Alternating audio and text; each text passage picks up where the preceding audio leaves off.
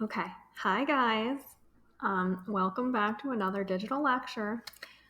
First of all, I'd like to give a shout out to Faith, Hunter, and Haley for winning the Smoking Cahoots last week. And honorable mention to Luke for playing twice. And a big shout out to all my subscribers as well. Today, we're going to do part one of our very last chapter, transport and plants. So plants are super exciting, and we're gonna talk about them. So as far as notes go first, there's a note packet. It looks like this. Lots of diagrams. If you are, someone with a printer that's able to print this, go for it. If not, however you're taking notes works too. There's also, this is a PDF, but there's these diagrams that again, if you find that helpful, you might want to print, since they are best in color anyway. I don't know if I would print this as much as like maybe have this PDF open as we're looking at things. So yeah, let's go. Okay, so unit 7, you may notice we're at numbers now instead of letters. I've decided that next year I'm going to stop using letters and start using numbers for my units. So I'm one step ahead of the curve. So I know we went from G to H to 7, but it's the transport and plants. I'm blocking it. It's okay. So plants face different challenges than mammals or any other terrestrial or aquatic, any other animal really does. They can't move. A plant is kind of stuck where the plant is, so it's got to be really, really good at getting what it needs from the soil. So how are they getting things like water and food around their bodies? So transport, they also need to exchange gases with their environment. Remember, plants are super awesome because they take in CO2 and release oxygen, which is the opposite of what we do. Weird how that works. But there's still, gas exchange. Smaller things like mosses and like little tiny plants can just kind of like diffuse these gases, in and out. But bigger plants like trees and like they call them vascular plants. So they have vascular systems. But larger plants have to have more elaborate transport systems, these, vessels to get things like water from the roots to the top of a 100-foot tree, and sugars and stuff too. So next is major plant organs. I'm going to move myself maybe to this corner. So major plant organs, we have 3 organs and 3 types of tissue. So the organs themselves are roots, stems, and leaves. So we've got roots, stems, and leaves. Everything else is a modification of those for the most part. And they've got different distributions of dermal tissue, ground tissue, and vascular tissue. So I'm going to swoop myself down here maybe. So you can see, dermal tissue is the outer layer of the plant. This is a really good diagram. Ground tissue is like the storage, the photosynthesis, the kind of everything else tissue. And then we've got vascular tissue. That's going to be, the blood vessels for the plants. So all 3 organs have all 3 types of tissue, and they're just distributed a little different. Okay, so dermal tissue first. Dermal or dermis means skin.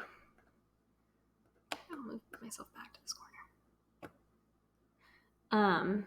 So dermal or dermis means skin. So we've got the epidermis is the skin of the plant. Aerial parts secrete a waxy cuticle. So anything above the ground is going to secrete this cuticle layer. It's going to help prevent water loss. A lot of the times too, they have stomata, which are pores that will let, water vapor and gases in and out as well. Some parts of some plants have this thing called periderm. That's bark. So like the bark of a tree, that like really hard epidermal layer. And then some tissues also have endodermis, which is like an inner skin layer that separates, vascular tissue from ground tissue. Okay, so here's this picture again. So this is a leaf. So we've got a cuticle, an upper epidermis, a palisade layer. I'll talk about palisade a little bit later. If it has a periderm, it can have like cork cells. You know, cork comes from trees, or bark or something similar.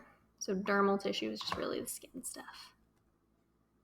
Okay, so then ground tissue is photosynthesis, storage, kind of like the filling in the middle, and structural support.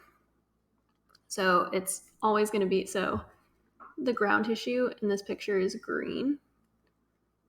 So you can see you've got, you know, the dermal tissue on the outside, the vascular tissue on the inside, usually towards the middle or so. And then everything between those two is just ground tissue. We've got 3 kinds, big words, you have to know these. So parenchyma is thin, flexible walls. It's just, you know, the most common, the most versatile. Collenchyma is flexible support, so it's these long, stretchy fibers of cells. So think like celery. And then sclerenchyma have cells with this stuff called lignin, which is going to come important later. This should say hard. Lignin is super duper duper hard. So it's a really good like hard support. They're also even called stone cells. So if you've ever had like a pear or certain types of apples that almost feel like gritty when you're eating them, those are actually sclerenchyma cells that you can, you know, feel in your mouth because they're so hard. Whew, okay, so then vascular tissue. We talked about, you know, the cardiovascular system. So it's transport tubes essentially, and they connect, you know, the root. They get stuff from the root to the stem to the leaf and back. So we've got 2. The xylem is for water, and the phloem is for organic materials, so sugars, proteins, food. So you can think phloem, food. And that carries, you know, so the phloem carries solutes and sugars and proteins and stuff around the plant. They're often next to each other, so we've got vascular bundles that are scattered throughout. Okay, here's a picture. We'll talk about transpiration a little bit later, but this just kind of shows, so the xylem is going to go, you know, all the way up. And the xylem does only go in one direction, which we'll talk about later too. The phloem is going to kind of go back and forth and just try to get sugars and everything everywhere in the plant. Ooh, okay, so this is super important because, well, I mean, more important if we were at school, because these are the slides that Cambridge would have given you, but this is still important. So flowering plants are classified as either monocots or dicots. Because the cross sections of root stems and leaves look different between these two, it's helpful to be able to identify them. So there's a video that I'll link in the Google Classroom post that goes over it really well. But they're just 2 different, you know, groups, evolutionary groups of plants. So monocots, their seed has 1 cotyledon, so like corn. Fibrous roots, so their roots scatter. Vascular bundles, this is in their stems, which will come in important. So their stems or vascular bundles are scattered, their leaves are long and parallel, and their flowers normally have petals and multiples of 3. Dicots have 2 cotyledons, so think like a peanut or like a soybean. You know, those have some seeds just split in 2 really easily. They tend to have taproots, which is where there's kind of like one main root with smaller roots coming off, but there is like one like main, like carrots, one main root coming off. Their vascular bundles in the stems are in a ring. They've got net-like veins, so like their leaves have 1 central vein with like, you know, these things coming off. And their flower petals are in multiples of 4 or 5.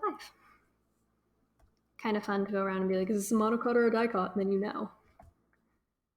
Okay, so we talked about the tissues, now the organs. So roots grow underground, get nutrients out of the soil, they absorb stuff out of the soil. Beautiful. So roots, we do have an epidermis. It's in gray here. Sometimes they can have root hairs too. Root hairs increase surface area for absorption. So when we're absorbing water, increasing surface area is going to help plants, especially in like drier climates, get more water out of the soil.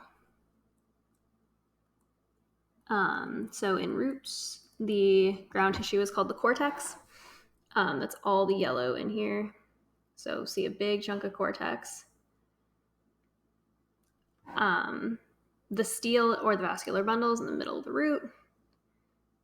This is a dicot, which we'll see, but it's got that kind of X shape. Xylem in the middle, smaller phloem vessels around the sides. This Casparian strip is going to become really important. It's on the wall of the endodermis.